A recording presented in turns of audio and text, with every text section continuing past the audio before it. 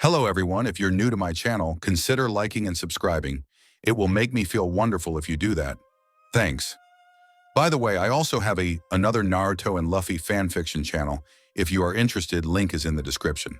Please sign here by 2ILVR80X. Pirate King Monkey D. Luffy has agreed to go back in time some years when he was first starting out as a pirate. It is clear this decision was based due to his dead crew. No doubt he wishes to stop their demise. All details are on his contract, but he has agreed to take me with him, and off this godforsaken rock. I don't own anything. Adios. Chapter 1. Laughtel Wealth, Fame, Power. Once, there was a man who earned everything this world had to offer. Pirate King, Monkey D. Luffy. He and his crew of dreamers sailed around the world, facing countless hardships and unimaginable struggles together. And eventually, the crew reached the edge of the world. Laughtel, home of the legendary One Piece, the greatest treasure in history. And having reached the fabled island, it was Luffy's to claim. It was of no comfort to the man in the shattered wooden capsule that had brought him to the island's shores. He faced the fog-shrouded land with no grand gestures or unbelievable joy. His journey came to an end the same way that it began, drifting in a barrel, alone. Not since the time of the first king of the pirates, Gold Roger, has anyone come this close to the One Piece. And yet this man cannot even remotely enjoy the moment of his dream coming true. It means nothing without his crew. They died, he killed them. He could do nothing as he watched them fall one by one for his name's sake against the overwhelming forces of the world. The broken crew continued on, their reason to proceed weakening with every voice that left them, until in the end Luffy was left to use the most makeshift lifeboat imaginable to drift the rest of the way while his final crewmates perished for him. Even breathing is a trial for him now. He stands up not because he has the strength, but because he knows that he must. He would claim the ultimate treasure because it was what his nakama would want. It is the only thing left that he could do for them. And so he faces the strange island, his eyes as devoid of life as the landscape that they reflect. A lack of breeze in the trees. A lack of trees for the lack of breeze. No sound of insects in the background. The rocky gray terrain is utterly silent, and even the fog around him seems unnaturally stagnant. Luffy starts his trek, moving deeper into the island. Robin said the One Piece would be in the middle. She would have been so proud to be right. Nami would be having a field day with the island's strange rock formations and how the fog seemed to cover every inch of the island. Zoro would have probably already gotten lost. Despite that fact, there was absolutely nothing to confuse him while Chopper and Usopp played in the fog. And Luffy would have joined them without a second thought. But no, Luffy's closest companions were no more, forever beyond his reach and the hope of ever reaching their dreams. It is just him and the One Piece. Hesso. Luffy stops walking, wondering if this person who just came out of the fog is going to kill him.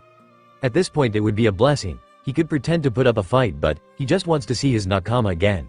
He is so tired. The silhouette in the fog is short and about 3 meters in front of him, though that distance shrinks as it cautiously makes its way toward him. It speaks again, its voice as monotonous as the island around them. Hesso, you're here for the One Piece, I presume, the new Pirate King. Luffy stares back blankly for a moment. Deciding not to correct them, he nods. Where's the rest of your crew? Whatever semblance of strength Luffy had forced up leaves him at the question, his legs giving out beneath him and his face contorting in anguish. The person, a kid, doesn't give any reaction to his breakdown. Then, after a moment, they sigh out. I see. Would you like to take a seat? They ask, turning back to a nearby clearing. Luffy sees himself follow them, though he does not feel it. It is as if he was watching someone control his body. The kid leads him to an out-of-place table and he takes a seat. He is really starting to think he lost his mind when they pour him a cup of tea. When did that get there? Isn't there a story like this? Robin would know. She loved books. Or maybe Chopper? It was a children's book with animals and teacups and cards like that. Or Sanji. He liked reading stories like that even if he would never admit it. And now, he never would admit it. Can you tell me about your crew? Luffy doesn't notice when he answers them. He doesn't know what time it is. He doesn't know where the sun is or how long he was there. He doesn't know who this kid is. He doesn't know anything. His crew would know for him because they were so smart and so kind and so wonderful, and he didn't know when he started talking and what it was about. All he knows is that he doesn't stop even when his untouched tea grows cold and his voice grows rough and dry. He wonders when it got so quiet. Oh, he stopped talking. When did that happen? I think I can help you in your situation. The stranger hadn't spoken a word the whole time he was talking. And now that they break their silence, their voice is so light and crisp, so neutral. Luffy shakes his head. There is nothing they can do to help him. I can give you a chance to try again. Luffy's eyes squint slightly, the only evidence that he is listening. You can save your crew, they push on. What are you talking about? Luffy's voice is rough with use. He doesn't care. What are they saying? They better not be playing games. Behind me is the One Piece. It's yours if you choose to claim it.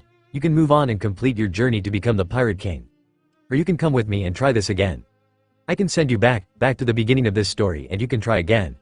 Luffy can't believe his ears. There is no way, right? How can you do that? He actually looks at them, really looks at them for the first time. They look like a girl, but he's not sure. They're pale, but not pale like snow, pale like a cloudy day. Their hair is gray and straight, bangs covering their face, barely showing the nose and chapped lips. Behind them, it reaches all the way to their feet, down to their feet. Overall they are blank. He could usually get a good read out of people, but this person is more or less simply there. No significant features of any kind to speak of. It takes him a minute to realize what they remind him of, but as Nami and Robin cross his mind again, he makes the connection. They are like a piece of unused paper. I am willing to make a contract with you. If you agree to the contract, then I will be able to send you back to the beginning of your tale in order for you to rewrite it. I can leave your mind intact, your memories and experiences, and your devil fruit powers. However, your physical attributes must revert to their original strength, and as a result your haki will be temporarily unusable. Luffy feels his heart swell with something he thought he had forgotten. Hope, yes, please send me back. If there is anything I can do to save them, I will. The kid inhales slowly, the only sign of life he has seen from them. Are you sure? The One Piece is right there. The contract cannot be made unless you are willing to walk away from your dream. I don't care, Luffy yells, tears now falling freely. My dream means nothing if I can't have my crew by my side. I am no king of the pirates if it means sacrificing my crew to get here. The kid's lips twist. Luffy has seen small smiles before, smiles from people that are not used to smiling. But this kid has the smallest one he has ever seen. Very well. They pull out a single piece of paper from their white robes and a homemade pencil made entirely out of lead. But there is one condition. Anything, he doesn't care what it was, he would cut off both his arms and legs if that is what they want, though he still hopes they don't want that. The kid takes another pause before stating their condition. I will have to accompany you as part of our bargain. Okay. Really? Their monotone voice breaks a little, clearly caught off guard from Luffy's answer. Sure, let's go. I didn't think you would be so, approving with this. Yeah, Luffy gives his wide grin for the first time in, who cares, you're going to help me save my crew so that makes you not comma too. The kid's neutral facade on in bafflement bit by bit as Luffy speaks. The pirate almost laughs at the kid's utterly lost face. It was like a robot with a wrong math problem. Frankie always said to stop making the computer he made divide by zero, but the sad face it made was so funny. Come on, what are we waiting for? Luffy exclaims. His spirit had been ignited again, and with it his lack of patience to get to the next adventure. Oh, yes? The kid's mysterious air is all gone, but they compose themselves back to neutral as they give Luffy the pencil and pushes the paper to him. Just, please sign here. Luffy signs the paper in the neatest handwriting he had ever had to write. What are you doing? Luffy knew that voice. It was the same tone that Sanji used whenever Luffy tried to cook. It sounded like a question, but it really meant stop. I'm writing my signature. No, they say firmly, you are not. They point to Luffy's signature. That is the word, me. Yeah, he does not see what's wrong, duh. The kid takes a deep breath, like Nami used to whenever she was about to punch him. Give me the pencil and watch closely. Let it be known that it was this day Monkey D. Luffy learned how to write his own name, after 3 pencils, 8 pages of paper, and 47 attempts. Monkey D. Luffy. He puts the pencil down. The kid takes a whole minute to calm themselves, and then they take the paper back and fold it neatly in half between their palms, then twice, then 3 times, until it was gone in their hands. For a few moments, they sit and wait, Luffy's excitement slowly building as he sees the fog around them start to become heavier and heavier, and then he realizes that he forgot something. Oh, by the way, who are you? Are you really asking that now? They ask. And for the first time in however long, Luffy laughs, at first just at the mild but clear exasperation in their voice. But as the fog swallows them both, the reality of his choice sinks in, and he finds he can't stop nor does he want to.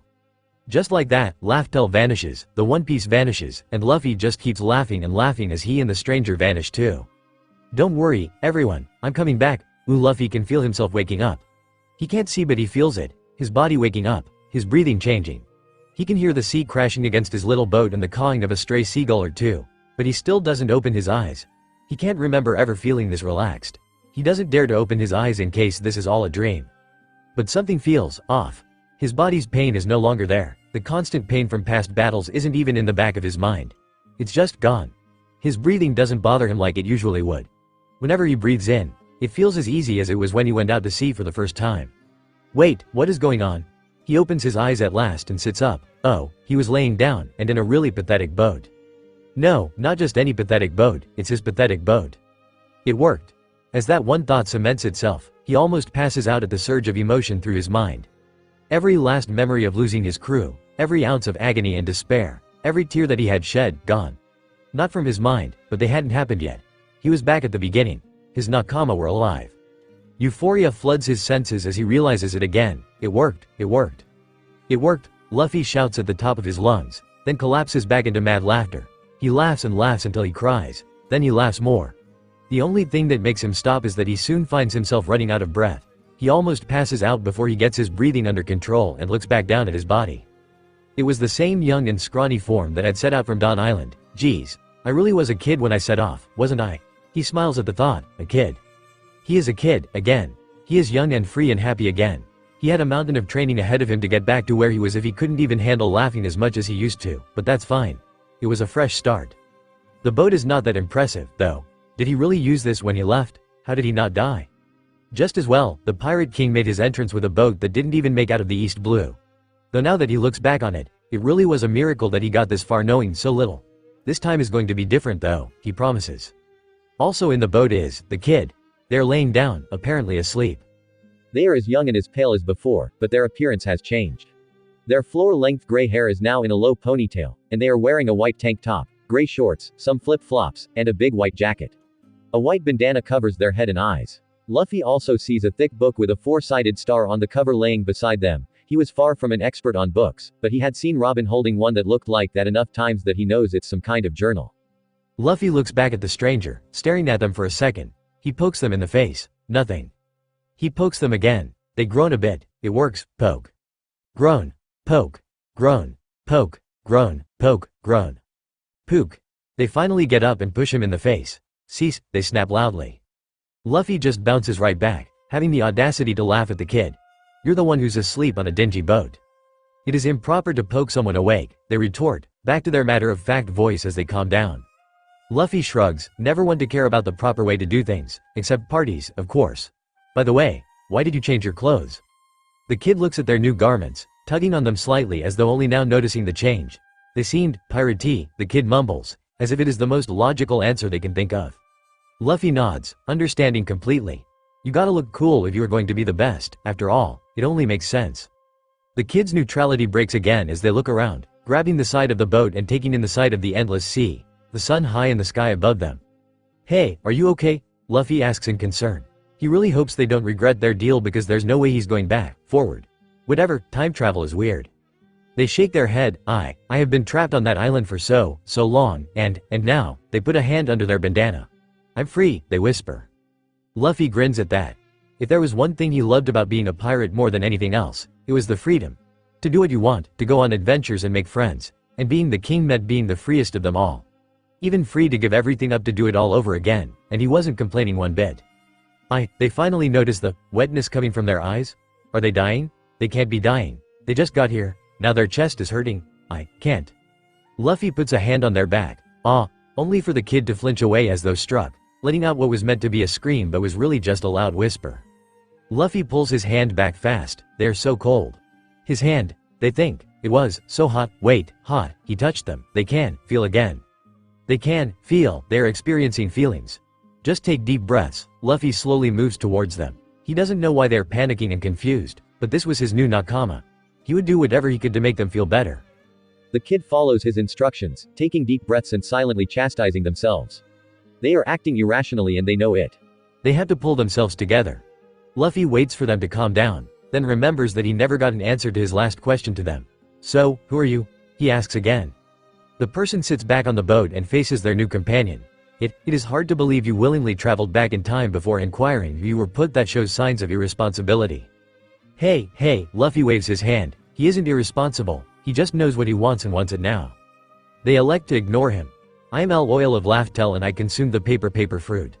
I have the ability to control paper. Oil puts their hands together and when they open them, sheets of paper flutter between them as though they had just opened a book. Luffy's eyes sparkle. W-O-O-W. That's so cool, can you make origami? My power is not to be considered a toy, however, that is in my realm of possibilities. They make a hand motion and one of the pages tears free and folds in on itself multiple times, becoming a little paper samurai. It is only logical that they should demonstrate their powers. Luffy claps his hands. Awesome, make him dance. It is only logical to show the full extent of one's abilities. They comply, making the little samurai do a little jig. Luffy gives a big laugh at the dancing paper samurai. Neat. But, how does that make us go back in time? Oil unmakes the samurai and closes their hands, then picks up the journal as they explain. With the awakened devil fruit I am able to make the world around me into paper, or a contract if you will. I have had a long period of time to master my devil fruit, probably beyond what should be expected, but if I have someone willingly record their life into a contract then I have the ability to view their life in my pages. They flip the pages for examples and sure enough, the whole journal shows Luffy's adventures in picture book format from the past few years. From the end to the beginning where it shows the same kid on the same boat as them but this time he is alone and naively blissful to what is to come. Oh, so you wrote down my past and changed it, huh? Luffy nods. For once, it actually makes sense. Negative. Never mind. Oil continues their lecture. I can never change that past. Erasing a sentence and rewriting it is more of a book power than a paper one. My powers cannot extend to the power of books and book-like abilities, so I have been able to form contracts instead. Through the recording of your life through my contract, I have been able to turn your history into paper. And on and on and on, through the contract you signed, you agreed to give up a seemingly unlimited number of years of your life to me, as seen with my journal, and in exchange, I was able to accompany you on your second term. Now to go into more detail as for when and where you were to land, I used a time-based algorithm to estimate the location. With the unique temporal properties of Laughtel, my journals record the patterns of the stars for the past thousands of years, to the point that I can read and understand them flawlessly, on Laughtel, at least. They puts their hands together and makes a book again, but this time the pages show thousands of star graphs. Without being able to escape that island I could only look at the same stars from my position. So it is not as much as I can change reality, but more I am able to reflect reality and vice versa as I only do so through mathematics. Changing history would require literature, which again is a more book-related element that my fruit does not cover. Rather than a reality of its own, I was able to project into. You do not understand any of this at all, do you? They ask, finally taking notice of Luffy's clueless face. Luffy shakes his head. Nope. Oil gives a small sigh. There has to way to explain this to you. They pick up their journal, flipping through a few pages until they find what they are looking for. This will do, it is a mystery contract. Ooh, why didn't you say so? Really, they could have just said that at the beginning. Always making things so difficult. Oil closes their journal and tucks the thing in a very big pocket inside their oversized jacket. For confirmation, you have held your part of the agreement. You got me off of that island so, thank you, Luffy. They are sincere. They didn't think someone would actually give up the One Piece to take them up on their offer to help. Luffy shakes his head. You're helping me save my friends, so I should be thanking you. His words gave them another feeling. My explanation is that it was only logical. A mutual benefit to the both of us. The kid look out to the sea. Our contract read that I am to take you back here, so once we reach land you can drop me off. I won't be a bother to you any longer. Nah. Excuse me. They think. Please explain what you mean by, nah? They request aloud, going over the contract again in their head. I have helped you get back to your past and, in favor, you saved me from that island. That was the deal. I already decided when you said you'd help me. Luffy stands up, rocking the boat a bit. You're going to join my crew. Oil's jaw hangs a little, only a little. You are mistaken. You can't simply decide that, they say quite factually. Yes, I can, he replies just as factually. They refuse to accept this. We shall see about that. They open their journal to disprove his claim. The best way to disprove an argument is with evidence. Yes, he can, as the evidence is to be seen. It would seem that was how he received most of his crew. Oil now knows that he will not stop. He is just like him. The kid sighs a bit, no point in arguing for the time being. They will have to leave at the last stop anyway. Very well, my captain it is. Great, from now on, you're my witch. I am not a witch. Luffy pouts. You said you had a dream, right? I have a goal, they say shakily. They hate being caught off guard. Stargazing becomes a necessity for so long and they pause, words seeming to fail them. I have always wanted to map out the sky. I could only get so much from Laughtel and even then, the time there works differently but now, I have the ability to do so. Ah, so a witch, Oil gives a sigh. They will lose their breath at this rate. It is not witchcraft, it is astronomy. Luffy nods sagely. Alright, then from now on you are my star magician. Even with 1,000 years of patience, this teen is testing theirs. I am an astronomer, they nearly grit out. They had waited for this freedom for so long, but they already know they are going to regret going along with this. Captain, Iron Mace, Alvida. Bounty. 5 million bots weapons. Iron Mace with dulled spikes, 4 feet 7 inches long. Flintlock pistol other members. 2 to 3 dozen common thugs. The number fluctuates whenever someone upsets the captain. 1 cabin boy, no fighting abilities but moderate navigational abilities. Ship. Miss Love Duck. There are no mirrors on the ship. Their first stop is Kobe. Luffy's last memory of Kobe from his past life is almost as painful as the last memories of his crew. Friends though they were, he had met the eager young man in person so few times that he could count them on his fingers. Every time but the last, Kobe had showed the same enthusiasm that Luffy had sparked in him, albeit in various ways. He was always the one to try hard enough to bleed. The one who had seen the worst of the Marines and still want to save the world through legal means. He never gave up hope, never let the corrupted system sway his sense of justice, and always sought to do good. But the last time Luffy saw him, a chance encounter on a New World island, his eyes were cold. The young man didn't have much to say to his old friend, but he was no longer a Marine, just a wanderer with no more drive or purpose in his life. Luffy managed to gather that something had happened to Helmeppo, which snuffed out the fire that Luffy had kindled. The world had broken Kobe, and Luffy was too broken himself to be of any help. Luffy shakes himself out of his reflections. That was just a bad memory, and he would make sure that no such thing happened this time around. Now, in theory, he could just do what he did last time. Sure, a whirlpool swallowed up his pathetic excuse for a boat last time, but he turned out just fine, so things would work out that way again this time, right? But he isn't a complete idiot, despite what others would think and will continue to think. He was one in the past, but he had to endure too much with the steady loss of his crew. He lived by his whims last time and wound up worse than dead. Now that he was back, he would make sure his Nakama reached their dreams as well. And if that meant using his own power to choose their path instead of leaving everything to fate and luck, then that was what he would do. Besides, doing everything exactly the same way a second time would be boring. Of course, doing things differently would be a lot easier if his observation haki was back. He remembered that Oil had said it would take time to use it in his younger body, but after using it constantly for so long, it was like losing the ability to stretch. As he thinks that, he tugs on one of his cheeks, and relaxes as he feels it extend far more than normal flesh could. He still had the gum fruit. Now, back to Kobe. Having haki would make looking for his pink-haired friend so much easier. But it looked like luck was still on Luffy's side. He sees the lady pirate ship that Kobe is on not far away, anchored behind a large rock. Luffy frowns in a bit of confusion. He was certain that that was the right ship. It had the duck figurehead and the heart on the Jolly Roger. But there was another ship approaching the area, neither pirate nor marine. He could have sworn that last time it was only the pirate ship, and they were near an island or something. Oh, well. Gotta roll with the punches, but still, if that change. Luffy puts his fingers to his head, pressing the sides and giving an intense stare at the pirate ship. What are you doing? Oil asks neutrally. Staring, Luffy replies, continuing to stare. Let me rephrase that. What do you think you're doing? He doesn't look away, trying to focus. Haki, Oil sighs. They were afraid this might happen. Luffy, I warned you of this. Your contract clearly stated that you will revert back to your original physical state. The drastic decrease in your strength means that it will take some time before you can.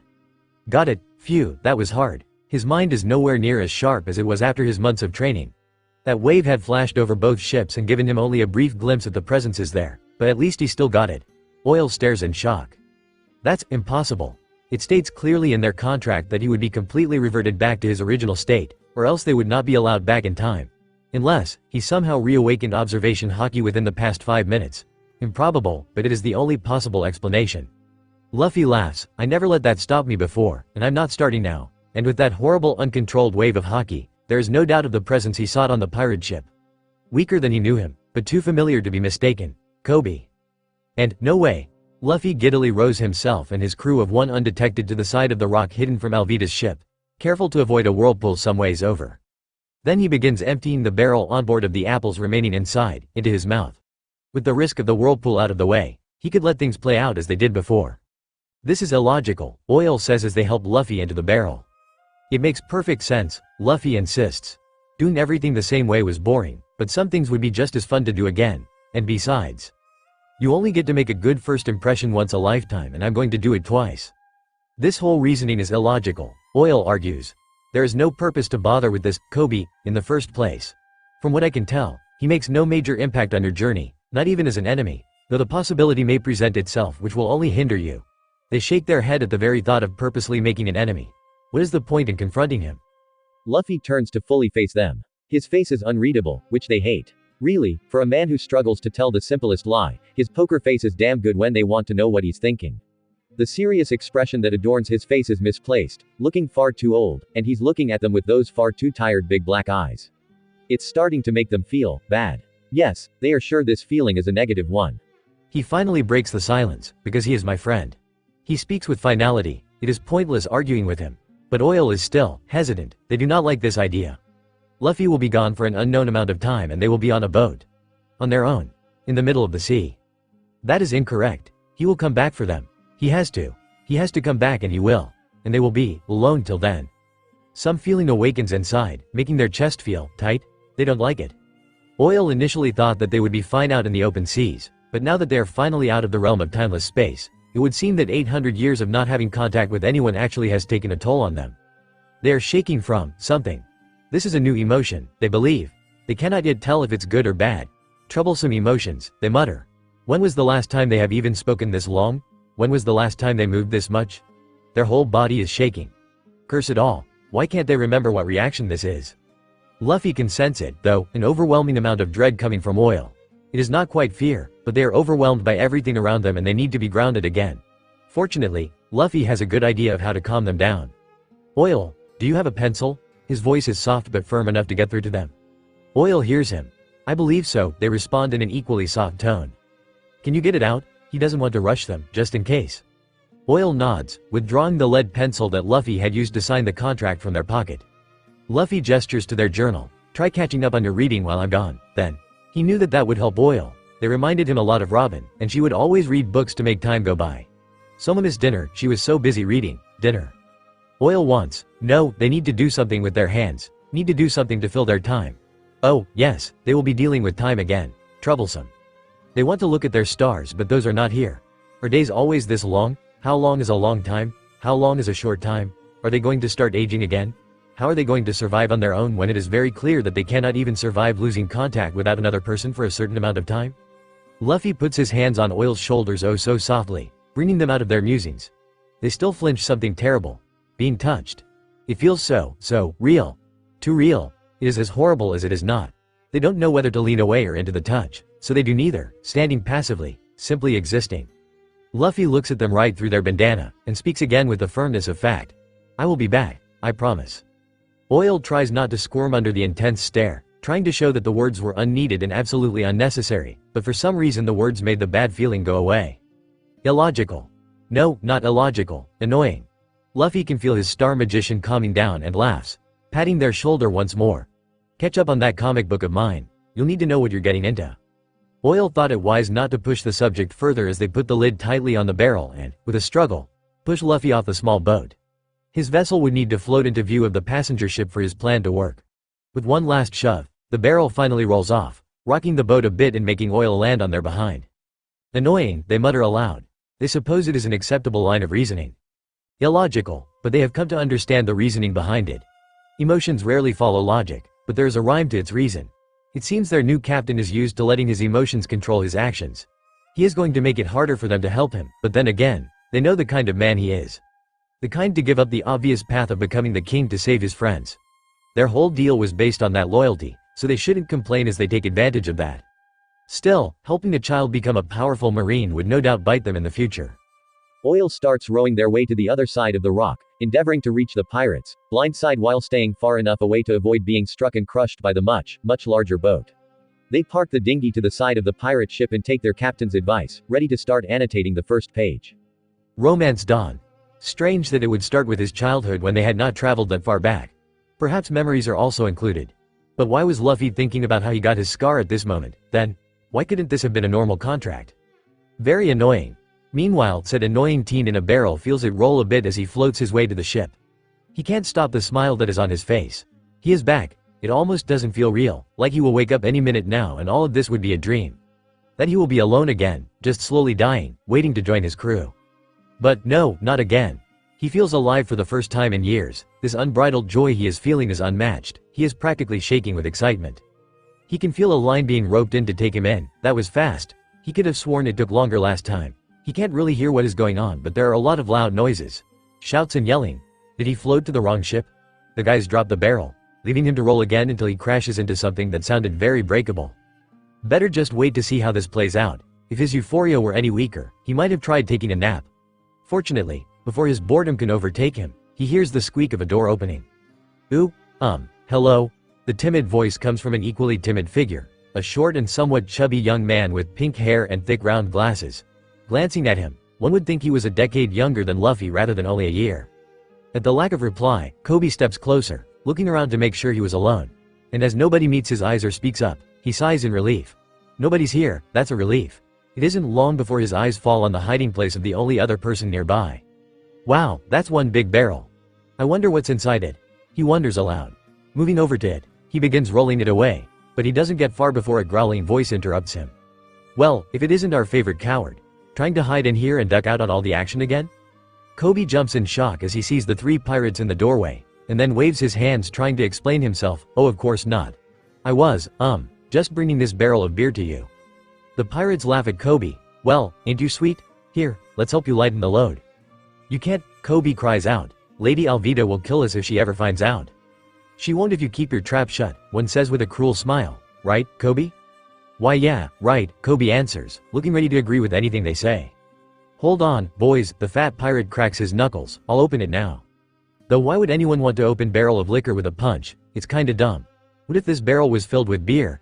It would have been a waste of good liquor. Zoro would be so disappointed.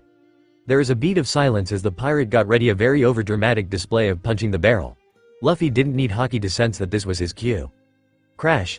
I slept great. With a great burst, smashing through the lid to pieces, the familiar figure of Monkey D. Luffy comes out of the barrel with his arms stretched. And just like before, everyone is in utter shock.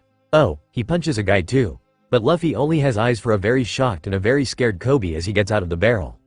Hey, you got any food? I'm starving. Kobe's mouth hangs open. Just what is this guy? Instead of beer, there is a skinny young teen looking right at him. He looks harmless enough, but he just punched one of Alvida's pirate out cold. That had to be just luck, right? The other two pirates try to save face. Who the hell are you? Luffy has to draw his gaze away off the little Kobe. He was so small. No wonder Luffy didn't recognize him in Water 7. Who the hell are you? He asks, completely unbothered by this turn of events. We asked you first. The pirates yell hysterically. Luffy glances past them at the one on the floor. Your friend is going to catch a cold sleeping there, he carries on conversationally. It's your fault. The pirates shout back. But Luffy is already ignoring them in favor of a slightly less scared-looking Kobe, looking more curious than anything. He probably calmed down since Luffy is acting so nonchalant, still looking nervous because of the pirates, but still. Of course, if these bozos left, then he could finally get down to business.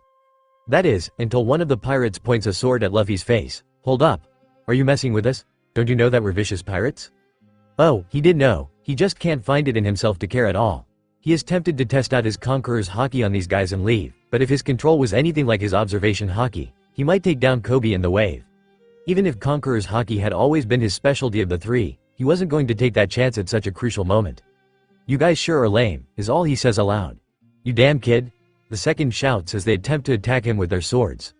Luffy doesn't so much as blink as he backhands the cheap swords. They snap in half, the metal embedding itself in the ceiling while the hilts remain in the pirate's hands. Zoro would be disappointed again. The two fell to their knees, shaking in terror as they stared at LWN upon them. Eyes showed under his hat. Get lost, he orders. They immediately run away screaming, dragging out their unconscious friend behind them. And Luffy didn't even use his haki. Kobe gulps a bit, almost unwilling to ask, but he had to know. WH, who are you? He croaks out, eyes wide and sweat pouring down his face. Luffy feels his heart clench a little. He doesn't want Kobe to be scared of him. Luffy easily dons his typical D-shaped grin in hopes of making himself look less threatening. My name's Monkey D. Luffy. Luffy tips his hat a bit. Hi. Kobe puts on his brave face, which ain't saying much, but still, he is still able to introduce himself to the stranger. Kobe. Then his clarity of the situation finally breaks through his incredulity. Wait, you're in danger. He gestures to the door. They got a gang on the deck. I'll deal with that later, Luffy shrugs. They aren't on the island like last time, but things seem to be going good. Right now, we're getting out of here.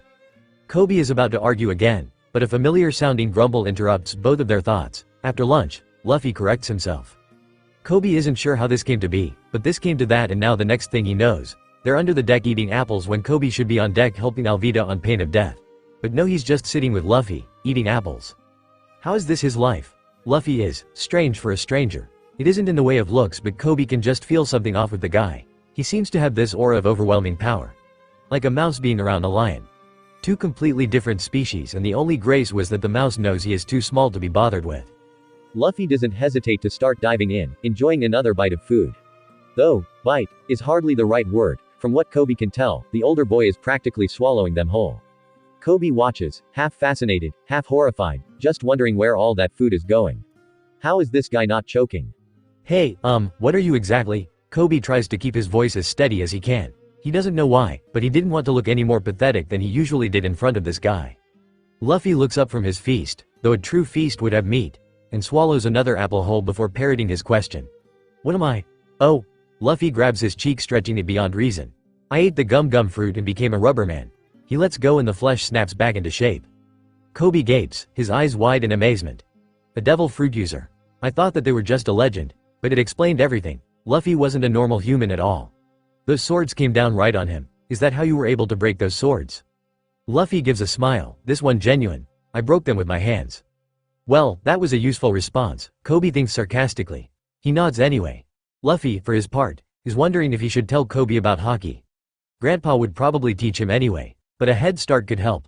Rayleigh had said that Luffy's rate of growth was rare, but Kobe had been fast, too, or was that just his grandpa? Meh, he'd think about it later. So what were you doing in a barrel in the first place? Kobe asks to pass time. Oh, that? My boat was kind of pulled into that whirlpool outside and I was able to escape by going into the barrel. It wasn't technically a lie if it was the truth last time, right? That big one outside? Kobe cries out in amazement. No way. No one could have survived that. I gotta say, it took me by surprise, but nothing I couldn't handle. I'm going to be king of the pirates, after all, Luffy laughed. Kobe's mouth is moving but no sound comes out, until he croaks out, the king? Luffy nods cheerfully as if pleased with Kobe's reaction. Yup. Are you serious? Kobe asks in disbelief. Yup. But that would mean you're a pirate too, right? Your crew. Luffy smirks. Working on it. I already have one crew member. Kobe barely acknowledges that. Do you even know what that means? Yes, Luffy simply states. Kobe still isn't paying attention, though. Impossible, impossible, impossible. King of the Pirates means going after everything the world has to offer. It means going after the legendary One Piece. Kobe's voice rises in fear for this guy. He had just started to like him and he is actively trying to die a horrible, gruesome death. You should just give up now. There's no way a guy like you could make it on the Grand Line.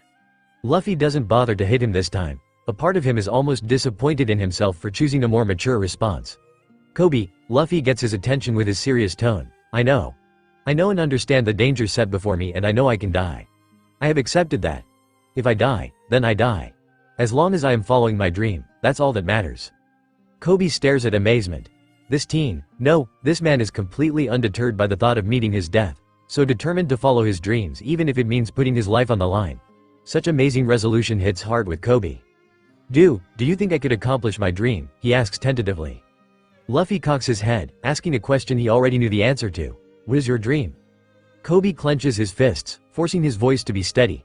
To become a Marine Admiral. Kobe pauses but sees that Luffy is still listening, and not laughing. Kobe grows more confident. It has always been my dream to join the Marines and catch bad guys. Do you think I can do it? Luffy gives a huge smile. I know you can. Kobe's eyes tear up at the statement. He never said his dream out loud, let alone had someone believe in him so readily. But Luffy doesn't look like he was humoring or pitying him. No, Luffy looks at him like he is an equal. Kobe rattles on, drunk on confidence. Then I'll do it. I'll get off this damn pirate ship and join the Marines. Then I'll come back and arrest that big whale Alvida. Luffy smiles even wider, feeling good about this. Who are you going to capture? Kobe's eyes widen when he realizes what he said, but he doesn't regret it. In fact, it is something he swears. I'm going to arrest Alvida. He repeats it softly, but his eyes are determined and stronger than ever. Who? I can't hear you. Luffy eggs him on. Kobe hesitates only a moment until he felt his teeth grit and his fist clench, making the most menacing face he could. He meets Luffy's gaze head on. I'm going to arrest Alvida. Who? I'm going to arrest Alvida. One more time. I'm going to arrest Iron Mace Alvida. Crash, and just like that the upper deck had a giant mace came down upon it with a giant woman attached to the end. Just who do you plan on arresting, Kobe? Said woman growls. Kobe stands in horror at what he has just done. He slowly turns his head to Luffy who still has that stupid grin on his face. Was this guy setting him up from the start? Why, to kill him. Do you think you can escape from me? Alvida sneers as she looks Luffy up and down unimpressed. Here I was worried that Roronoa Zoro was here for my head, but here is some brat coming to take me on. She swings her mace back over her shoulder. Before you die, I'm going to ask you one thing. Who's the most beautiful woman in the sea? Kobe rubs the back of his head. answer waiting on his tongue, more bitter and hesitant than ever before. Hey he. Of course that'll be. Luffy doesn't even blink, almost looking bored at the whole interaction. Hey, Kobe, who's this rude woman? Yup. Luffy is actively trying to kill him. All that talk and near friendship was just a ruse, and Luffy is actually the persona of fate trying to lead him down the most painful death in history. So, why is he trying to save him? Maybe it's just that otherwise Alvida will kill him too. Either way, Kobe grabs Luffy by his shoulder and looks him in the eye. Luffy, quick, repeat after me. In all the seas, this lady is the most. The words won't come. Kobe's eyes and discerns what it means. This is it, isn't it? This is the time to really show who you are. Putting your life on the line, and that means not backing down from anyone. No self-respecting marine would be treated like this by a pirate. His grip on Luffy slackens. The fattest, ugliest whale in the East Blue. Kobe shouts at the top of his lungs, and at that moment, Kobe is the bravest soul in the East Blue. In the next moment, however, all he hears is the stunning silence of a woman's wrath followed by the childish laughter of Luffy. Alvida is more than royally pissed, she is celestial dragon pissed. But Kobe stands his ground like the fool he is. Those legs may be shaking and tears may be coming down his eyes, but he doesn't regret a thing, damn it. He said what he wanted to say, and if that means dying here and now, then at least he fought for his dreams. Alvida's club went high in the sky, ready to smash his head in. You little brat. She swings down with all her strength only to hit the wrong insolent brat. Luffy pulls Kobe out of the way, and Kobe can only watch in horror as his new friend is killed right in front of him. Well said, Kobe, or not. Alvida is no less shocked at this development. Impossible, my mace. That won't work on me. Luffy pulls back his arm, grinning victoriously. Now, gum. And slingshotting it back. Pistol, with a single punch, he sends Iron Mace Alvida flying into the sky, going who knows where. Cough buggy cough. Everyone on the upper deck just stands there for a moment, staring down at them and not really processing what had just happened.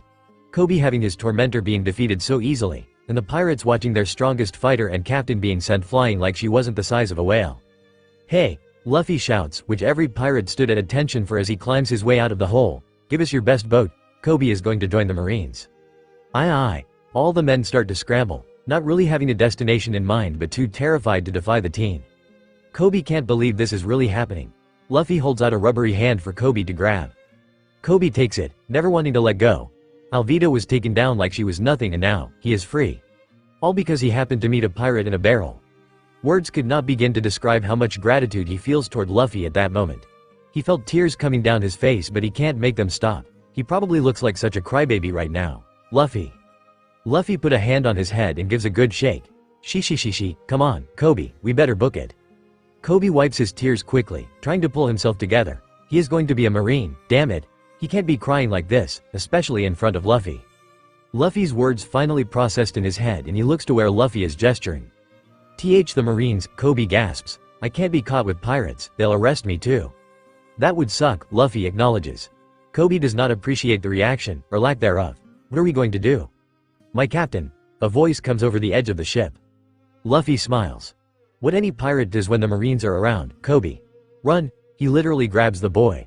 We're leaving now, and then very literally throws him over the ship. Thud. Kobe can feel the gratitude begin to simmer away as he lands face first in a waiting boat. Just a little. Where have you been, Oil? Luffy asks. You cannot accuse me in such a manner. You left for the pirate ship and ended up in the passenger ship. I had to circle the ship twice before realizing you were still on the other ship. And you are the one who just threw a child into our pathetic dinghy, they conclude, gesturing to the boy still on the deck floor.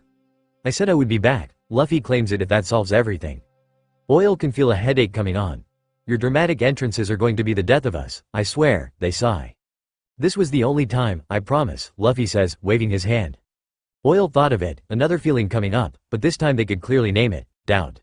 Hey, Kobe finally sits up, still being ignored, and rubs his poor face. I was trying to see if it worked again, Luffy pouts. Captain, we had to do this logically. Yes, your meeting happened last time, but the chances of it happening twice in a different setting are. Hey, guys. The Marines are here. Kobe points off the coast to where Marine ships are coming even closer. How are they not worried about the impending doom that is looming near them? Oil turns right, being brought back to reality. The boy is right. What are they doing arguing like children? None of this is in any way productive. They compose themselves again, voice as monotonous as they can make it. The boy is correct, Captain. While I would rather have a more suitable vessel, I am afraid we are cutting time short. Kobe kinda deflates at being called the boy, but Luffy shakes his head. Don't worry about it, we're about to get a better ride. Oil takes a small breath, patiently keeping their composure. I do not understand what you mean, they say in a tone of deliberate calm. This sad dinghy wouldn't last them another day, and according to the story, they needed at least a small ship to get them to Buggy to steal one of his boats. Even Kobe is befuddled. What is Luffy thinking? Sure, he asked for a boat, but they jumped down without getting in one, and he doubts the Alvida pirates will do them any favors now. And boats didn't just fall from the sky, whether you ask for them to or not. He's racking his brains for something he can say that'll convince Luffy to start rowing the boat and leave rather than just waiting like sitting ducks. Luffy lifts his hand, all 5 fingers raised, he doesn't want to hope too hard. Hey, what are you doing? He lowers one finger, 4 left. It is just a slight feeling, quick, grab her. Lowers another, 3 to go. It is faint, but he would have known her presence even on his deathbed. She's heading for the boats, another down, 2. And what are the chances that she would be here, right now, and headed this way? Thief, 1 more to go. His navigator, his thief, his precious nakama. CR Ash. A boat comes out of the sky crashing down right next to their little dinghy, much to the shock of only 2 of the 3 patrons on the dinghy. While the boat is quite a surprise, it is nothing compared to the orange-haired girl on it. She looks equally surprised to see the 3 there. Well, Kobe's jaw drops, which was happening a lot today. A boat, a small but suitable boat, had just fallen out of the sky right as he asked for it. Is there anything Luffy can't do? Oil feels their headache come into full focus. What the hell was the point of reading the past if he is just going to do this to them? Luffy smiles, a small fond smile, and waves at the teen. The orange-haired teen hesitantly waves back, more out of habit than actually saying hello. There's so much he wants to say to her. He wants to hug her and tell her that it will be alright and she doesn't have to steal anymore and that he is going to take her away so she could fulfill her dreams and that she is the greatest nakama he could ask for. He wants to do so many things and his heart bleeds just a bit more for not doing any of them. For the fact that he can't do any of them, not yet. Instead, he asks, hey, do you know how to navigate? Wah. Out of all the things she expects out of this weirdo, it was not that. She doesn't like the way he is looking at her. Not a perverted stare or anything, but just like, he knows her or something. It is kinda creepy. But as fast as the look came it vanishes, only a silly grin in its place. I said, do you know how to navigate? We need to get to the nearest Navy base so Kobe can become a Marine. Luffy puts a hand on Kobe. Oil, ever the practical one, is already getting on her boat. We shall pay you for your services, they explain, sitting door Nami's answer. Rude, she thinks. Nami isn't some service and she didn't even know these guys, but, hey, money's money. Fine.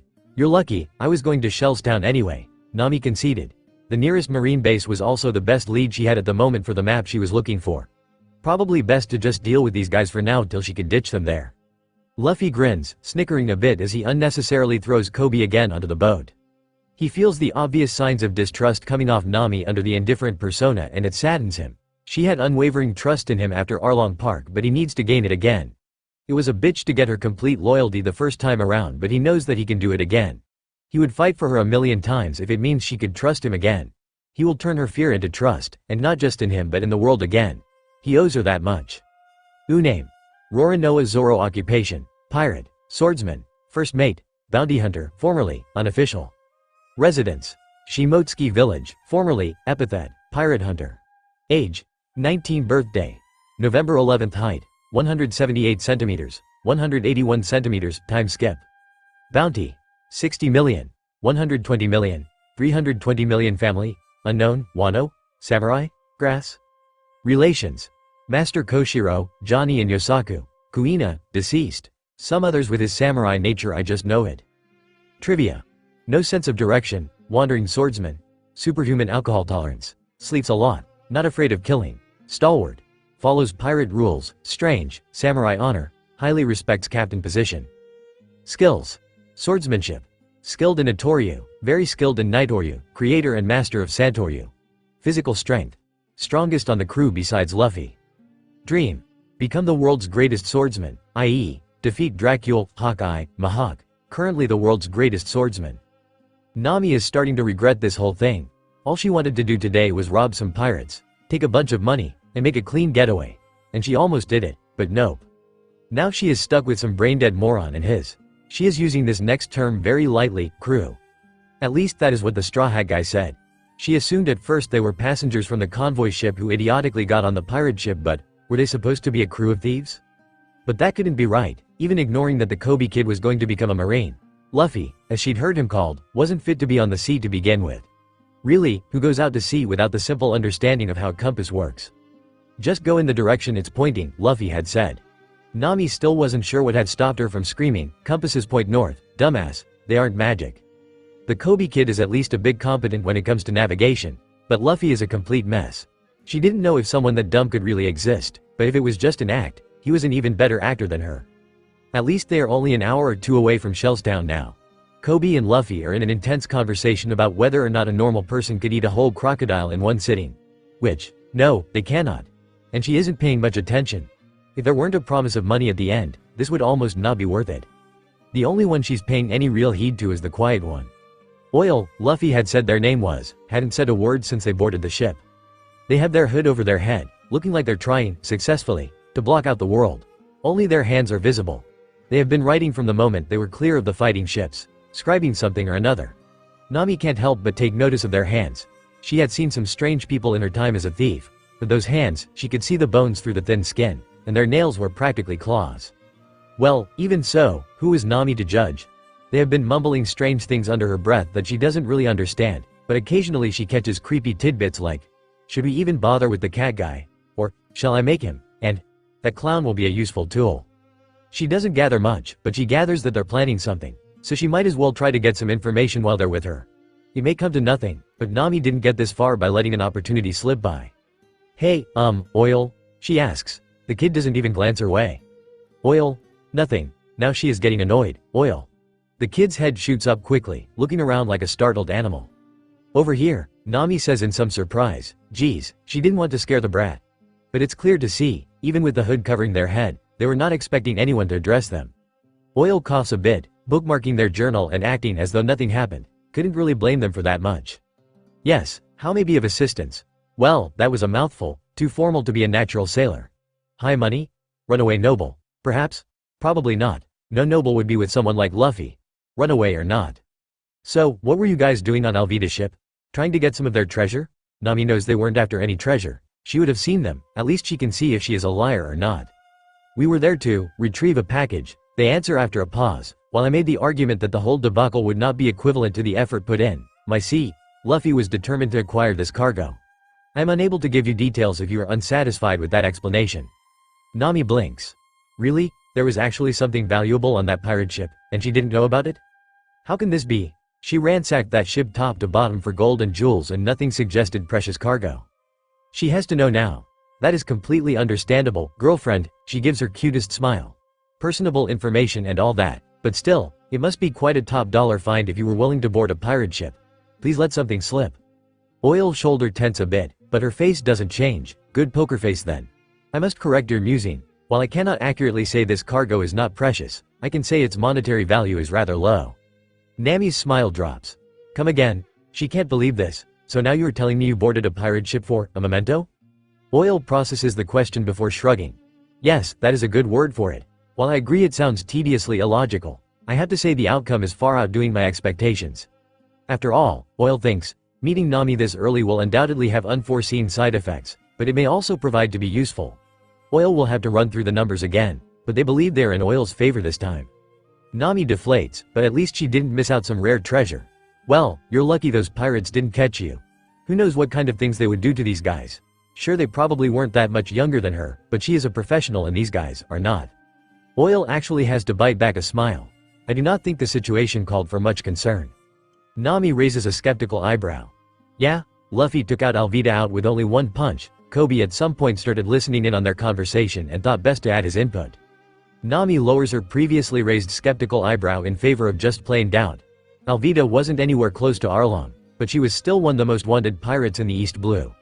No way Mr. Noodle Arms over there could take her out, let alone in one punch. But Luffy shrugs it off himself. It wasn't anything, Kobe, trust me. Well, that wasn't what she expected. Maybe a little gloating or even denial, but brushing it off. Maybe they aren't thieves? Bounty hunters, then? Kobe protests. It wasn't just nothing, Luffy, it was amazing. I didn't even think people could fly like that.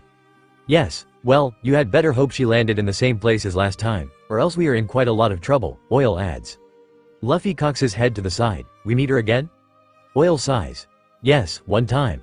However, it was her actions off script that make her role important, remember? Luffy gives her that blank look of his.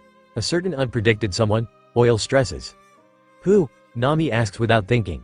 Oil should have known this would happen. They examined their social skills long ago and knew they were lacking, especially in areas such as stability. There is no major knowledge to spill, as giving them this information would change little to nothing, but it is a danger all the same. Nami and Kobe's reactions are unpredictable and therefore cannot be calculated.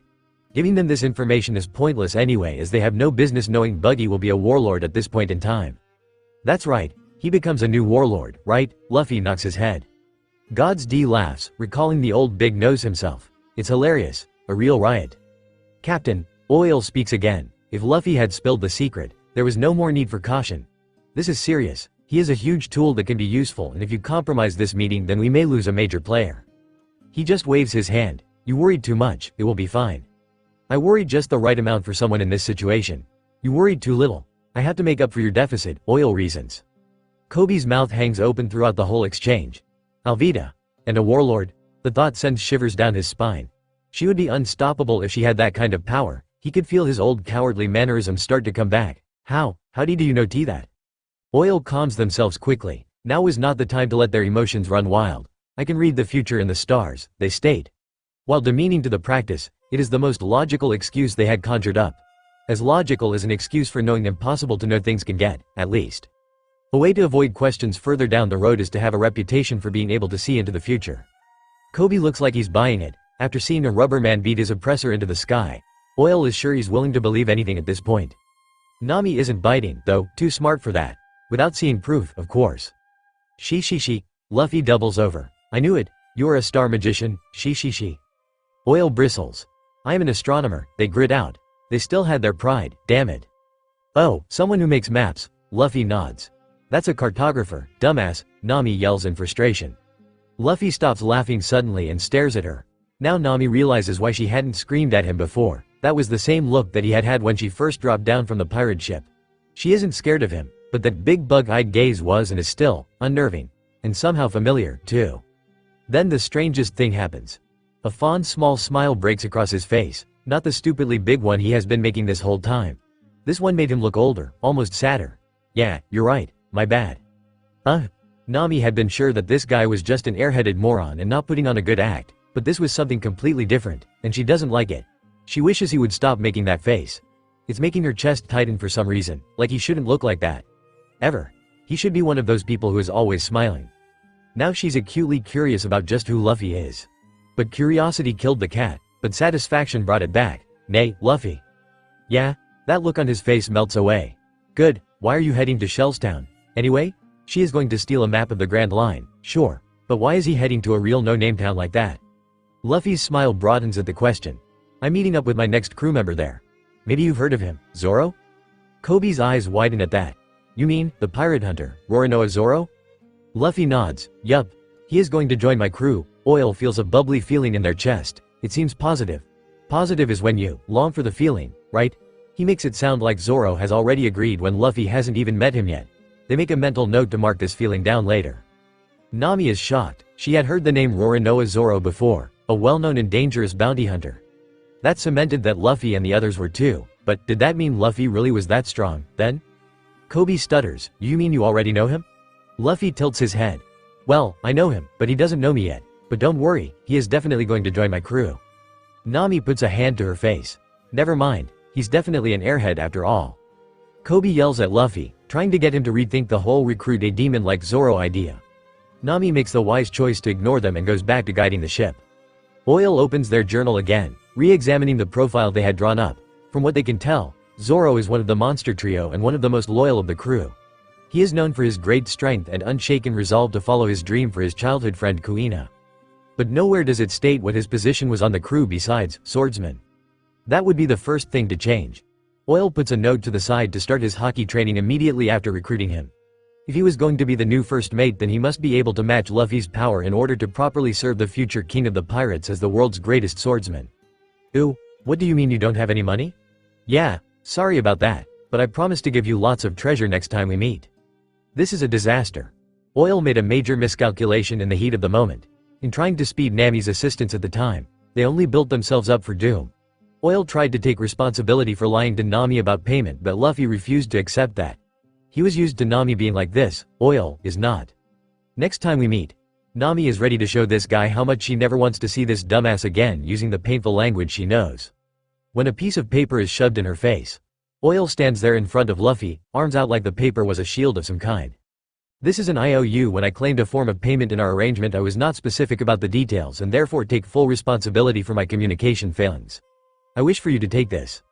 Nami just stands there for a moment, looking more than ready to continue her intentions. She scans the kid in front of her, then Luffy again, her face unreadable, giving nothing away. Oil is sure that they are making another grave mistake before Nami snatches the paper quickly from their hands. You're lucky I have places to be. Nami turns around quickly and marches off down the street and out of sight without so much as a glance back. Logically, Oil knows that it was the best course of action. The confrontation was avoided and Nami took the paper, making it so her presence will not be lost despite any hard feelings. Emotionally, however, Oil has failed. Not even a day into their new world and already they have made the monumental mistake of pushing away one of Luffy's most trusted assistants, the navigator of their crew. How could they have miscalculated so immensely? How could they have been so useless? Her chest hurts. They taste a sourness in the back of their throat. They don't like it. They don't like any of this. Kobe, who was wisely standing a good couple feet away, makes his way back, as she seemed really mad. Luffy feels his heart broken at the sight of Nami leaving in a huff.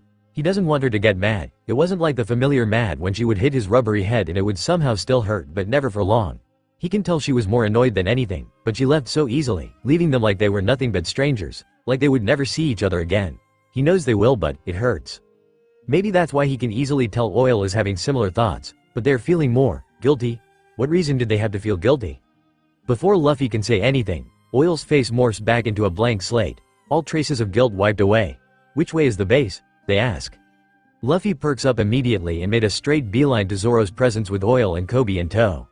Luffy, you shouldn't see this guy. Kobe fruitlessly tries to talk sense into the unrelenting teen. He must have been arrested for a reason. Yup, but Zoro's a good guy, I can feel it. At the sound of Zoro's name, everyone in the street tenses and steps back in fear. Luffy resists the urge to roll his eyes while Kobe looks on with sympathy. This guy must really be a monster to cause this kind of reaction. Luffy, maybe we should just ask the captain. I think he is called Morgan at this. XT confuses Kobe. Everyone flees, even tripping over themselves as if he had just invoked a demon. He understands why Zoro would be feared, but why the Marine captain? Luffy looks on knowingly. He must have done something bad. Yeah, terrorizing civilians and public executions would probably fall under the bad category. Kobe's jaw drops at the mere thought of a Marine doing wrong. That's impossible. The Marines in the world government. They were under new names, but Oil still recognizes the foul play anywhere. That group, that crew. This feeling, it has been so long, but they know it well. One of the last feelings they felt before the years of apathy took over. Rage. No, now is the time to bring this boy out of his delusions. Kobe. Oil almost snaps his name, and he flinches at the steel in their voice. They take a moment to bridle their emotions once more before continuing, their tone calmer but still cold. I know you think the Marines are just, but that does not make every Marine a just man. All individuals are capable of horrible acts, and not merely mistakes. A man in such a high position can very much abuse that power. Do not think anything is out of that realm of possibility. Kobe wants to refute, but she has a point. As much as he hates the thought that a Marine could abuse his power, but still, there is no way that someone of such a high position and in charge of so many people would be evil, right? Luffy hates how Kobe is going to have to face the truth. Not all pirates are evil and not all Marines are good. There is no black and white thinking in the real world. The only way to know whether someone was good or bad was to look at them as an individual and decide for yourself. Just like he told Wikoshi. They reach the Marine base in no time, the massive towers looming over the entire town menacingly and uglyingly. Wow, this is the base, Kobe breathes, staring up in wonder. This is everything he has always wanted. He can apply here, start working his way up and become an admiral one day. But now he will have to say goodbye to Luffy, the only one to ever believe in his dream. They have only known each other for such a short time, but Luffy has made such an impact in his life. He is willing to fight. No, to die for his dream. That is how he is going to live from now on. Luffy, get down from there. Luffy, for his part, is too busy for goodbyes as he is currently climbing the stone wall, very much ignoring the fact that it's there so people don't go in that way. And not just climbing, he jumps over it and out of sight, leaving an indifferent Oil and a gaping Kobe staring at the top of the wall where he vanished. Well, there he goes, Oil says in a bored tone. Kobe picks his jaw off the floor and runs over, putting together the pieces as to why he would have done that. Luffy, there is no way they would keep someone that dangerous outside. Found him, Luffy sings over the wall. Huh? Kobe leaps onto the wall, peering over in disbelief. There is no way Luffy could just find this guy like that. But found he is. There, in the middle of the courtyard, is a green-haired man with a black bandana over his head. He gives off the air of a powerful man who could kill without a second thought. Luffy knows better. Right now, he knows this man better than he knows himself. He knows that this was the guy who helped Robin move her books. Who played with Usopp and Chopper when he was feeling extra silly. Who would comfort their little reindeer doctor when he was sad or scared. Who even had a grudging respect to Sanji even though they would have their funny fights. This is the man who cared more deeply and felt more than any other human Luffy had ever known. Hey, you. Get the hell out of here, you're an eyesore. Zoro's voice is gruff from lack of usage, but the message is clear. Get lost or I will kill you. Kobe is practically pissing himself in fear. Luffy, let's go. But Luffy doesn't move, he doesn't even react. His eyes are locked on the man in front of him, unblinking as if afraid he would disappear right in front of him. Memories of their past life flashing in his mind's eye one after another. And while Zoro can't discern the exact emotion behind the stranger's stare, he can feel it in all its intensity even from the distance between them. And it's throwing him off. It was hard enough to keep up the intimidating act after nearly 2 weeks without food, but there was no way that he was going to let some suicidal idiot break him. Still, that stare, it's the kind of look that you just don't want to appear weak in front of. Why does he want to impress this guy? Just because he is gawking at him? Not even gawking, more just looking. Like he was something besides a picture to be put on display for all the world to see. Like he is, a person. It has been a while since someone saw something human in the pirate hunter, Roronoa Zoro. Only the one staring at Zoro knows that he's doing it because he knows Zoro isn't going to kill them. Hell, he knows that Zoro isn't even going to hurt him. The only time they ever really fought was at Whiskey Peak and that was because he was being a dumbass. Luffy knows that the man he sees is not his Zoro. Not the one who would give his life to him. Yes, he found out eventually. Zoro, you self-sacrificing asshole. Not the one who can cut ships like butter. And not the one who can drink 17 barrels of booze without flinching. Well, probably not, at least, but he is still Zoro. Silence rests in the courtyard. As the minutes tick on, it seems as though the world narrows such that only the two of them are there. The pirate hunter and the pirate king. Two predators staring each other down, neither one giving an inch nor a hint as to their thoughts. Kobe dares not speak a word. He doesn't understand what was going on but he fears to break such intense silence. In the end, the one who does break it is one who is oblivious to the face-off. Rika, a little girl from town, placing the ladder against the stone wall with an audible clack. Kobe jumps at the sound, and he has just enough time to get a look at the source before she jumps over the wall. Wait, little girl. Kobe shouts in indignant worry, because what is with these people and jumping to the killer? Then he does a double take. And why are you helping? Oil, who is holding the ladder steady, answers, it was the most logical course of action, in the most deadpan tone they can muster. What is logical about sending a little girl to her death? Zoro won't hurt her. Luffy's quiet declaration has such conviction that Kobe almost believes him, almost. Rika walks to Zoro fearlessly, and retrieves a small cloth package from beneath her shirt. She stands right in front of the man before beaming. Big brother, you must be hungry, so I made some rice balls for you. She holds out 2 very nice looking rice balls in front of a tied up Zoro. What is with all you idiots bothering me today? Zoro grumbles, almost a whole month of silence and now there is a party. Get out, I'm not hungry. You haven't eaten anything. Here, it's my first time. Rika isn't deterred. I'm not hungry. I put my heart into them. I don't like rice balls. Well, now he is just sounding childish. Even Luffy knows that Zoro loves white rice. Go away, I might kill you. But one cannot outchild a child in stubbornness as the girl, while disheartened, refuses to leave. Roronoa Zoro. The call comes from another figure from the base, a tall, gaudily dressed blonde boy with 2 marines flanking him strolling over towards them. Kobe relaxes a little at the sight. He must be a naval officer. Thank goodness the girl is safe now. Negative, Oil intones, shaking their head. They had long since seen these events in Luffy's contract. In fact, they are now around chapter 500, going through the Thriller Bark time period, and are completely aware of his history up until that point. Though they had noticed something very strange as they read on. Luffy's contract seems to in volleys of events that Luffy should have no way of knowing. Yet there are single pages of characters he never even sees again. It is as fascinating as it is disturbing. Did Luffy have a subtle, omnipotent knowledge of everyone he has ever encountered? Or else it just some nonsensical loophole even Oil could not have accounted for when drafting their contract? Seriously, they wrote that damn contract word by word and had years upon years to do nothing but edit and revise. How is it possible that they could miss even one loophole? But somehow that was still more likely than Luffy being omnipotent. Either way, the irony of Helmeppo and Kobe's relationship is not lost upon them. A strong bond will form between these two people. Yet their first meeting is one pointing a gun at the other's head. It is only through hard work and Kobe's spirit that Helmeppo was able to become a better person from that. Luffy's thoughts follow a similar pattern, the erstwhile king grimacing at the sight of Helmeppo. He knew the guy was bad at first, but he forgot he was this bad, like noble bad. Time and Grandpa's fist really do change people, huh? You with the hat. Oh, Sea Kings, he even sounds like an ass. Do you have a death wish? You are trespassing on private property. The penalty is death, you know. Luffy shrugs his shoulders. Okay. Helmeppo's eye twitches at the lackluster response. Do you know who my father is? Are you trying to disobey me? Rika runs behind Luffy out of fear of facing Captain Morgan's son. She doesn't want to get Big Brother in trouble. Helmeppo continues with his temper tantrum. I'll have you killed right here right now for that kind of attitude. Guards, throw both of them out. He gestures to the two very uncomfortable guards behind him. Luffy gives a too-wide grin instead. Drat, Oil calmly curses. Kobe nods, understanding her plight.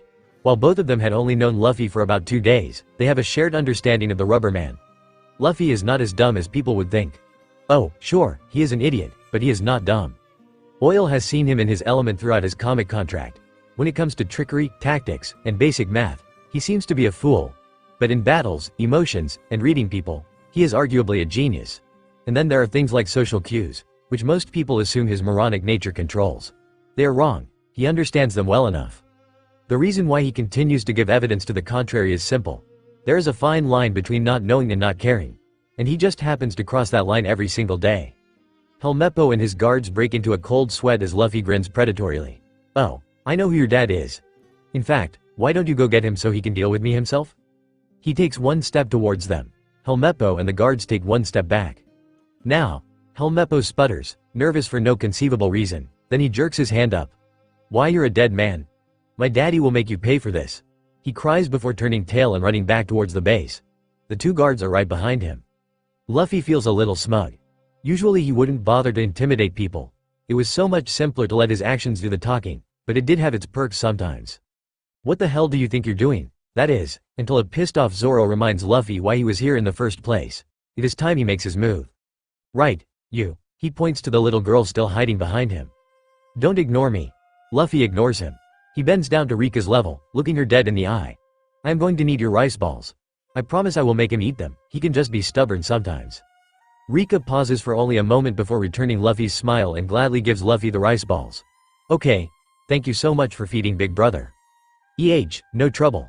Now get going before that dumb old Morgan comes, he shoos her away. Rika nods and runs off, but stops halfway and calls back, are you going to be okay?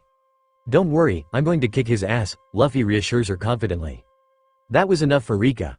Had it been anyone else, she would have doubted, but for some reason, she has a good feeling about this guy. Okay, she says again. Kobe leans over to grab her, pulling her up. What is he going to do? He isn't sure if he was asking anyone really or just asking in general. He is going to talk to Zoro, of course, Oil responds, taking one last look at their captain before turning to their new objective, and finding themselves somewhat at a loss. We must hurry and take this girl home. Captain and Roronoa have things to discuss in private, Oil says briskly. Kobe looks back as well before nodding, right, then, as he starts guiding the girl away from the wall. Despite the dangers of leaving Luffy to his own devices, getting the girl back home safely was important, and it was what they needed to do, and so they both left the two to their conversation. With the peanut gallery gone, Luffy takes in Zoro's state more fully. It was kinda funny to see Zoro in this position again. Not funny, haha, but more funny ironic. The man who will take down armies with a single sword slice is being held back by nothing but wood and some rope. Haha, okay, it is a little funny, haha. Sanji would be having a fit at the sight, though. No amount of animosity towards his rival would overpower the experience he had with the old geezer that carved the lessons of never wasting food and never letting anyone go hungry in every bone of his body. And Zoro hadn't eaten in weeks now. Luffy needed to fix that, especially since if looks could kill, Zoro would have murdered him 3 times over by now. You, complete dumbass, Zoro bellowed. He shouldn't be making threats tied up and weak as he was, but he doesn't care. He was not going to let some idiot punk get away with meddling in his business. I only had 10 days left until you opened your damn mouth. When I get out of these ropes, I am going to kill Y. Luffy shoves a rice ball in his mouth, promptly shutting him up. Hey, join my crew. Zoro forces himself to swallow the too sweet rice ball, half out of hunger, half to continue telling this kid off. You little, only for the second rice ball to be forced in his mouth. Luffy waves his hand. Hey, don't be mad. Enjoy the rice balls. As much he hates agreeing with this brat, he doesn't have enough energy to disagree. He chews the sugar rice ball this time. He is pretty sure it is supposed to be gross, but starvation is the best spice, and right now, it is the best thing he has ever eaten. So with one last swallow, he calms down, just a little, piss off. Come on, you didn't even think about it. Join my pirate crew, Luffy practically whines. Pirate? Zoro wasn't expecting that. Okay, now I've thought about it. Hell no, I'm not becoming a damn crook. Says the man tied to a pole in a marine base, Luffy points out. Zoro snorts. I am here because I chose to be. I don't care what anyone says about me. I haven't done one thing that I regret in the past, and that will stay the same for the future. He gives a grin that nearly slips his face. Luffy returns the grin 2 for 2. Well, I'm going to be king of the pirates, and I am going to need a great swordsman to do that. Zoro had to process that. King of the pirates? If Zoro hadn't just eaten, he would be sure that he had gone delirious. The hell you talking about? What does that have to do with me? This guy could aim for whatever he wants. It was none of Zoro's business, but he wasn't going to be changing his plans for anyone. He had his own dream to go after. Because the Pirate King needs the world's greatest swordsman at his side. Luffy explains like it is the most obvious thing in the world. Which in retrospect, it is. Zoro stiffens, as rigid as the pole behind him. How did you know about my dream? He asks, his tone unreadable. Luffy shrugs with far more nonchalance than he feels. He's taking care as he speaks not to make a bad impression, while still being honest and persuasive. He'd never forgive himself for manipulating his nakama to get what he wanted, but if it would be spurring them closer to what they wanted, helping them reach their own dreams, and making sure that they were strong enough that they'd all make it to Laughtel together, that was something completely different. Kinda obvious, duh. Luffy responds. A wandering swordsman going around cutting down wanted criminals at random but doesn't join the Marines, parties, or any group, an odd man out. Shi, just like Mihawk. Zoro eyes widen. You know Mihawk? How the hell this shrimp was able to meet Mihawk? Luffy shrugs again. Not really, never really talked to him. But I have seen him in action. A little too close for his taste. He suppresses a shudder as the first hockey vision he ever saw flashes through his mind. Always by himself, has a coffin ship made for only one so no one could even ride with him. Really dramatic, like a vampire. Luffy put his fingers under his mouth like fangs to show his point. Zoro is not amused, which just makes Luffy laugh, but then his expression and tone grow grave. But I know that you are nowhere near Mihawk's level, and you won't be at this rate. Zoro flinches, fire burning in his eyes, bastard. Don't get me wrong, Luffy cuts him off. You're easily the strongest guy on this island, and maybe even in all of the East Blue. But that's nothing compared to the Grand Line. Have you heard of devil fruits? Of course I've heard of them, Zoro scoffs, but they're just a myth. Wordlessly, Luffy tugs on his face, extending it a good 2 feet on either side. Zoro gawks at him before he lets his cheeks snap back into place, restoring his serious look. I ate the gum fruit and became a rubber man, so what else do you think is a myth? Cutting steel? Cutting air? Cutting ships? Zoro's eyes slowly grow wider and sharper as he focuses more on the strange man. And you're saying that Mihawk could do that? I'm saying that any good swordsman who sails the Grand Line could do that, without using a devil fruit. Zoro feels dread creep into his mind. Everything that this guy is saying is completely insane, but at the same time, this guy is living proof that devil fruits existed, which was insane enough on its own. And everything he mentioned was the kind of insane that it seemed like only the greatest could do. If there was one thing he was prepared to believe, it was that he was the strongest in the East Blue. Nobody who challenged him was close to his level, but did that mean that he had gotten complacent? Was it possible that he was really that weak? That far behind? Just how big was the world? Really, where people like that could commit those feats? But more importantly, how can I get stronger? If you don't believe me, Luffy breaks into Zoro's thoughts. You can see for yourself. Mihawk is coming around here soon and I'm kinda planning to meet up with him. Plan. Fated chance that he is aware of. It is nearly the same thing if you know about it the second time, right? Zoro sees where this is going. TCH, you are really twisting my arm here. Luffy hums in understanding. Not really, not yet. I could just tell you where to go, but still, you are going to join my crew. Don't decide that for yourself. Shi, too late. Luffy laughs. Zoro can feel a headache coming on already.